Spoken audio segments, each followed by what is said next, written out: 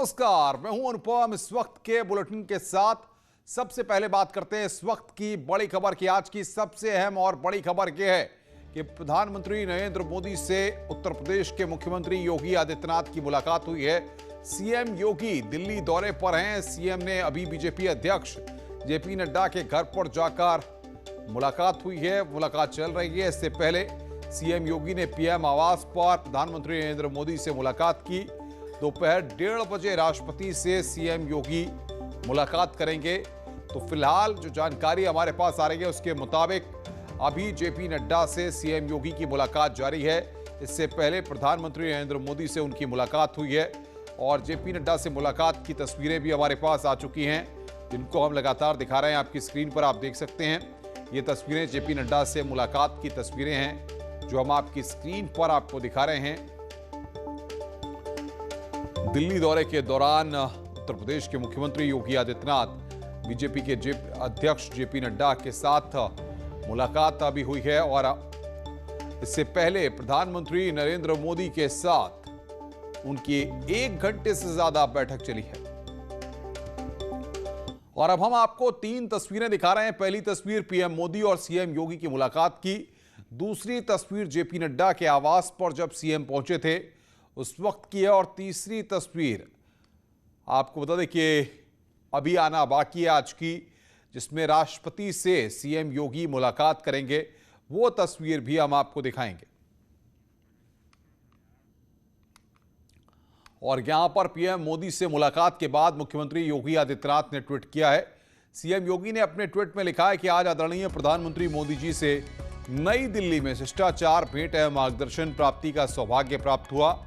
अपनी व्यस्तम दिनचर्या से भेंट के लिए समय प्रदान करने और आत्मीय मार्गदर्शन करने हेतु आदरणीय प्रधानमंत्री जी का हृदय तल से आभार। तो लगातार हमारे 3 संवाददाता बातचीत करने के लिए हमारे साथ बने हुए हैं। यूपी सदन से पवन गौड़ हमारे साथ हैं, जेपी नड्डा के आवास से विनीत झा हमारे साथ और प्रधानमंत्री आवास से अनूप गुप्ता हमारे साथ बने हुए हैं। सीधे चलते हैं विनीत झा के पास। विनीत, क्या अपडेट है? काफी देर की मुलाकात हो चुकी है, क्योंकि जाहिर तौर पर 1:30 बजे उन्हें राष्ट्रपति से मुलाकात करने के लिए पहुंचना है, तो मुलाकात अब कुछ ही मिनटों में खत्म होगी। हाँ जी, निश्चित तौर पर मैं आपको बताना चाहूँगा कि जो मुलाकात है अब से थोड़ी देर बाद खत्म हो जाएगी, क्योंकि 1:30 बजे राष्ट्रपति रामनाथ कोविंद से मुलाकात करना है। हालांकि मैं आपको बताना चाहूँगा कि कुछ ही मिनटों का जो वो समय लगता है जेपी नड्डा के आवास से राष्ट्रपति भवन पहुँचने में, तो अब से थोड़ी देर बाद जो है वो बैठक खत्म हो सकती है। जैसा कि हमने अपने दर्शकों को लगातार हम बता रहे हैं कि प्रवासी मजदूरों की समस्या को लेकर के और उसके समाधान को लेकर के जिस तरह का बुकलेट जो है वो उत्तर प्रदेश के मुख्यमंत्री योगी आदित्यनाथ ने जेपी नड्डा को दिया है, बीजेपी राष्ट्रीय अध्यक्ष को दिया है। इससे पहले उन्होंने केंद्रीय गृह मंत्री अमित शाह को भी यही बुकलेट सौंपा था। तो निश्चित तौर पर जो समाधान उत्तर प्रदेश सरकार ने किए हैं उसके बारे में जानकारी दी गई है। तो इसके साथ ही साथ मैं आपको बताना चाहूँगा कि जेपी नड्डा के साथ कोरोना संकट को लेकर के चर्चा होनी है। इसके साथ ही साथ उत्तर प्रदेश में आगामी जो विधानसभा चुनाव है उसको लेकर के भी जेपी नड्डा के साथ मुलाकात में होनी है। मैं आपको बताना चाहूँगा कि इसकी जो बैकग्राउंड है इस मुलाकात और जो चुनाव को लेकर के जो चर्चा हो रही है या दोनों नेताओं के बीच में जो चर्चा हो रही है उसकी बैकग्राउंड जो है वो काफ़ी पहले से तैयार कर ली गई थी। कई बड़े नेता चाहे संगठन महामंत्री BL संतोष ने उत्तर प्रदेश गए थे, साथ ही साथ राधा मोहन सिंह जो हैं जो प्रभारी महासचिव जो प्रभारी हैं उत्तर प्रदेश के वो उत्तर प्रदेश के दौरे पर थे। इसके साथ ही साथ जेपी नड्डा ने भी पार्टी के महासचिवों के साथ मुलाकात की, बैठक की, साथ ही साथ जो सभी राष्ट्रीय जो मोर्चा के प्रमुखों के साथ मुलाकात की। निश्चित तौर पर अन्य चर्चाओं के साथ साथ आगामी राज्यों के चुनावों को लेकर के भी चर्चा हुई, मंथन हुआ और उसी को लेकर के उसी जो मैं आऊंगा आपके पास विनीत। हम रुक करेंगे अनूप का। अनूप, मुलाकातों का सिलसिला जारी है और जाहिर तौर पर प्रधानमंत्री से जो मुलाकात हुई उसकी तस्वीर भी सामने आई, बॉडी लैंग्वेज हमने देखा कि किस तरीके से एक दूसरे के साथ बातचीत हुई होगी और तमाम जो चीज़ें उत्तर प्रदेश के विकास को लेकर के हैं, काशी को लेकर के हैं, राम मंदिर के निर्माण को लेकर के, इन सारी चीज़ों पर पॉइंट वार डिस्कशन भी हुआ होगा।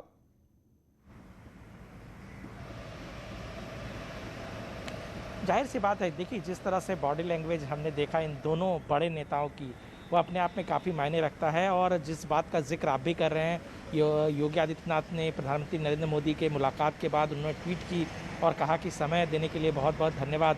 वाकई इस तरह के समय में अगर प्रधानमंत्री नरेंद्र मोदी 1 घंटे से ज़्यादा का वक्त किसी मुख्यमंत्री को देते हैं तो इससे इस बैठक के अहमियत का अंदाज़ा आप खुद ब खुद लगा सकते हैं।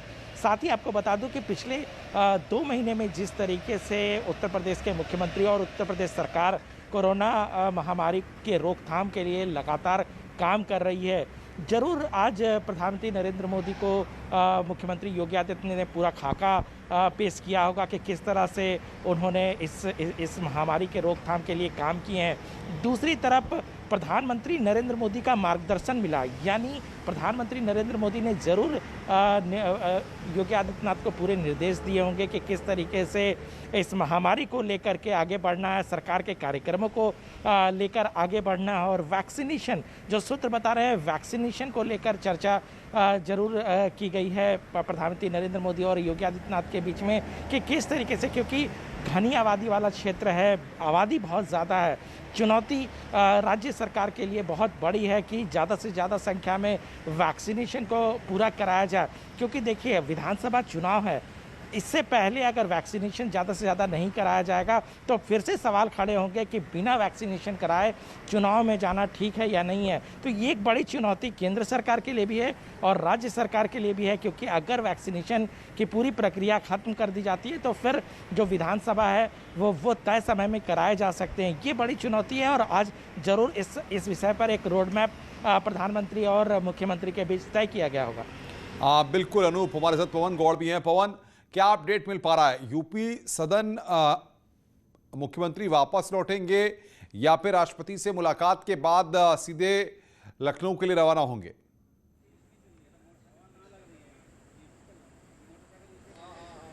देखिए अनुपम, अभी तक यही अपडेट है कि 1:30 बजे राष्ट्रपति से मुलाकात करेंगे और मुलाकात करने के बाद में उनका वापसी का कार्यक्रम है। और वापसी का कार्यक्रम उनका यहाँ से वो अभी उसमें ये बिल्कुल तय नहीं है कि राष्ट्रपति से मुलाकात के बाद वो सदन आएंगे या सीधे निकल जाएंगे, लेकिन उनको 2:30 बजे हिंडन के लिए रवाना होना है, क्योंकि हिंडन एयरपोर्ट जो है वो गाजियाबाद के अंदर पड़ता है। तकरीबन यहाँ से 40 मिनट का वक्त लगता है। तो यहाँ से 2:30 बजे हिंडन के लिए रवाना होंगे और हिंडन से फिर लखनऊ के लिए रवानगी होगी। तो अब तक की अपडेट यही है। अगर बैठकों की बात करें तो बैठकों का दौर जो है वो बड़ा महत्वपूर्ण है।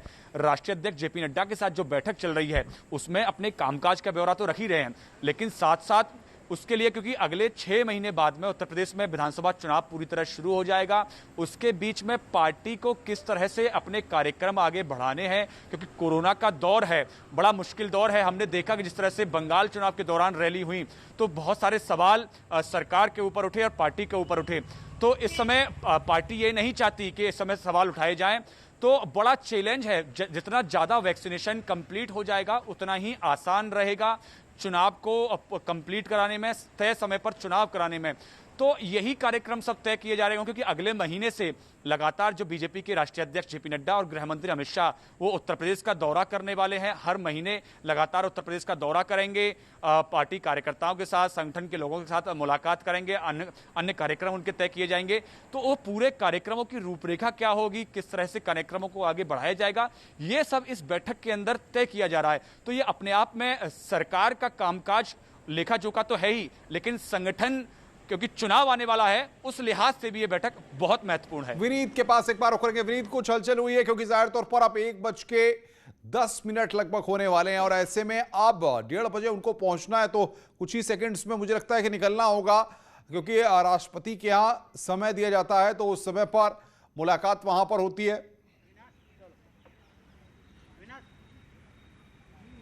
आज निश्चित तौर पर मैं आपको बताना चाहूंगा कि अब से थोड़ी देर के बाद ही बीजेपी राष्ट्रीय अध्यक्ष जेपी नड्डा और उत्तर प्रदेश के मुख्यमंत्री योगी आदित्यनाथ के बीच जो मुलाकात है वो खत्म हो जाएगी, क्योंकि 1:30 बजे राष्ट्रपति रामनाथ कोविंद से मिलना है और यहाँ से कुछ मिनटों की दूरी पर ही राष्ट्रपति भवन है। तो हम उम्मीद करते हैं कि ये जो मुलाकात है अब से थोड़ी देर बाद खत्म हो जाएगी, क्योंकि राष्ट्रपति से भी मुलाकात का कार्यक्रम है। हालांकि अभी जो है वो सिक्योरिटी में जो है, सिक्योरिटी की जो गाड़ियाँ हैं, काफिले की जो गाड़ियाँ हैं, उसमें में हलचल हम नहीं देख रहे हैं, तो हम उम्मीद करते हैं कि अभी कुछ मिनट और मुलाकात चलेगी योगी आदित्यनाथ जो उत्तर प्रदेश के मुख्यमंत्री हैं और बीजेपी के राष्ट्रीय अध्यक्ष जेपी नड्डा। मैं आपको बताना चाहूंगा कि जैसा कि हमारे तमाम सहयोगी लगातार बता रहे हैं कि संगठन के स्तर पर चर्चा होगी, चुनाव के स्तर पर चर्चा होगी कि आखिरकार संगठन को कैसे मजबूत किया जाए। बिल्कुल बिल्कुल, आप विनीत हमारे साथ बने रहिए, साथ के साथ पवन आप भी बने रहिए, आगे भी हम आपसे अपडेट लेंगे। अनूप आप भी बने रहिए।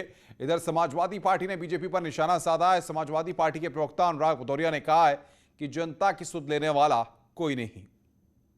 प्रदेश की बीजेपी और केंद्र की बीजेपी में मान मनोबल और बंदर बांट की हो रही है बात, लेकिन उत्तर प्रदेश की परेशान जनता की दोनों बीजेपी नहीं कर रही है बात। यही है उत्तर प्रदेश की जनता के लिए चिंता की बात।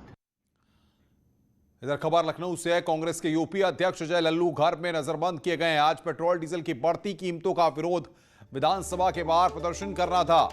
विधायक आवास के बाहर पुलिस तैनात की गई है। बड़ी खबर इस वक्त की, यूपी कांग्रेस के अध्यक्ष अजय लल्लू घर में नजरबंद किए गए हैं। यह इस वक्त की बड़ी खबर। दो तस्वीरों में आप देखिए, पहली तस्वीर में जब अजय लल्लू सैकड़ों कार्यकर्ताओं के साथ विधानसभा के बाहर प्रदर्शन करने जा रहे थे, वो तस्वीर। वहीं दूसरी ओर पुलिस ने उन्हें घर में नजरबंद कर दिया है। तो ये दो तस्वीरें इस वक्त हम आपकी स्क्रीन पर आपको दिखा रहे हैं। यूपी कांग्रेस के अध्यक्ष अजय लल्लू को घर में नजरबंद किया गया है। महंगाई के खिलाफ कांग्रेस पार्टी का प्रदर्शन है और इसी प्रदर्शन के बाद अजय लल्लू को घर में नजरबंद किया गया है। जिस तरीके से आप प्रदर्शन करने जा रहे थे, आपको रोक लिया गया है, कैसे देखते हैं इसको आप? जुल्मी कब तक जुल्म करेगा? सत्ता के गलियारों से जर्रा जर्रा गूंज रहा है इनकलाब के नारों से। आज राष्ट्रीय अध्यक्ष जी के निर्देश पर पूरे देश में पेट्रोल और डीजल के दामों में जिस तरह बढ़ोतरी हो रही है, उसके खिलाफ पेट्रोल पंपों पर आंदोलन होना है।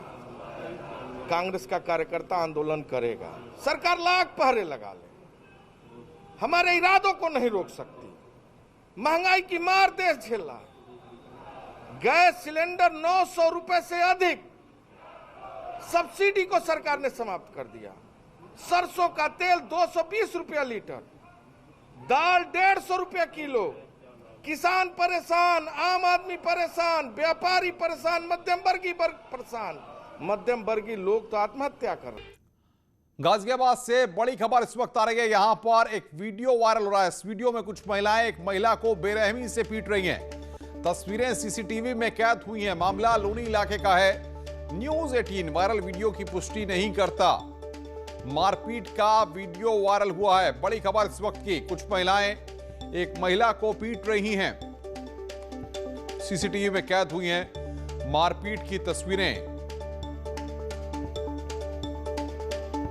मारपीट का वीडियो वायरल हुआ। ये तस्वीरें इस वक्त आपकी स्क्रीन पर आप देख सकते हैं। महिलाएं किस तरीके से एक महिला को बड़ी बेरहमी के साथ वहां पर पीट रही हैं। ये तस्वीरें इस वक्त आपकी स्क्रीन पर। वहां पर दूसरी महिलाएं, जो आसपास की महिलाएं थी, वो भी वहां पर आ गई। छोटे बच्चे भी वहां पर खड़े हुए हैं। इस फुटेज में न्यूज़ 18 इस वीडियो की पुष्टि नहीं करता है, लेकिन ये मारपीट की तस्वीरें हैं। किस तरीके से महिलाएं एक दूसरी महिला के साथ वहां पर मारपीट करती हैं और वहां पर तस्वीरें जो है कैमरे में कैद होती हैं। ये हम आपको वीडियो दिखा रहे हैं जो लगातार वायरल हो रहा है।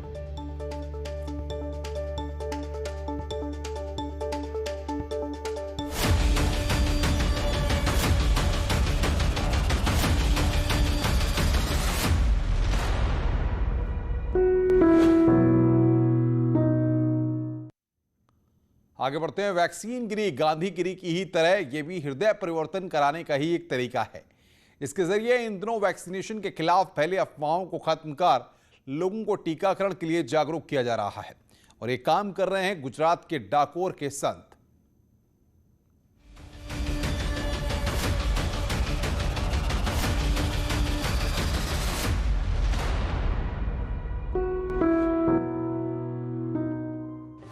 टीकाकरण के लिए द्वारे द्वारे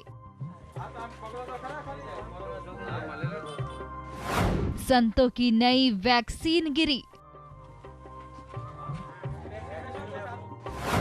फूल देकर फैलाई जागरूकता। बचाएगा जान, टीका है रामबाण। नकारात्मक शक्तियों का नाश, यही धर्म है, यही कर्म है और यही यहाँ हो रहा है। संत समुदाय के लोग भी मठों और मंदिरों से निकलकर घर घर जा रहे हैं और आम लोगों को वैक्सीन की हकीकत बता रहे हैं, सब भ्रम दूर कर रहे हैं। और सुनिए कैसे इसे भगवान राम से भी जोड़ रहे हैं। आम लोगों को जागरूक करते हैं कि आप लोग वैक्सीन लीजिए, क्योंकि वैक्सीन अपने जो वैज्ञानिक है, जो डॉक्टर्स है और सरकार ने कटिबद्ध अपने लिए ही ये वैक्सीन की शोध की है, तो अपने सबको टीकाकरण लगाना चाहिए। भगवान राम ने स्वयं बोला है रामचरितमानस में कि ज्ञानी से मुझे विज्ञानी ज़्यादा पसंद है, मुझे अति प्रिय है। तो ये वैज्ञानिक लोग जो है, डॉक्टर्स है, वो लोगों ने अपने लिए ये टीकाकरण की शोध की है, तो सबको अवश्य लेना चाहिए। ऐसे हम आप सबको हाथ जोड़ जोड़ कर प्रयत्न विनती करते हैं। ये तस्वीरें गुजरात के खेड़ा जिले के डाकोर की है, जहां राजा रणछोड़ जी मंदिर के संत अपने इलाके के स्लम बस्तियों में जाकर लोगों से वैक्सीन लगवाने की विनती कर रहे हैं। दरअसल कम पढ़ाई लिखाई की वजह से इस इलाके में टीकाकरण के खिलाफ डर और भ्रम की स्थिति है, जिसे दूर करने के लिए संत समाज ने वैक्सीन गिरी को जरिया बनाया। लोगों को बेहद प्रेम और सम्मान पूर्वक टीकाकरण के लिए प्रेरित किया। टीकाकरण का प्रचार किया है। टीका लगाओ और खुद को बचाओ, परिवार को बचाओ और देश को बचाओ। इसीलिए हम सबको गुलाब का फूल देके जागरूक कर रहे हैं। धर्म का काम है दिशा दिखाना, भ्रम दूर करना, अंधकार को हराना, युग धर्म को निभाना और कोरोना के इस दौर में टीकाकरण के लिए समाज को जगाना ही सबसे बड़ा युग धर्म यही है। Bureau report, news 18 network.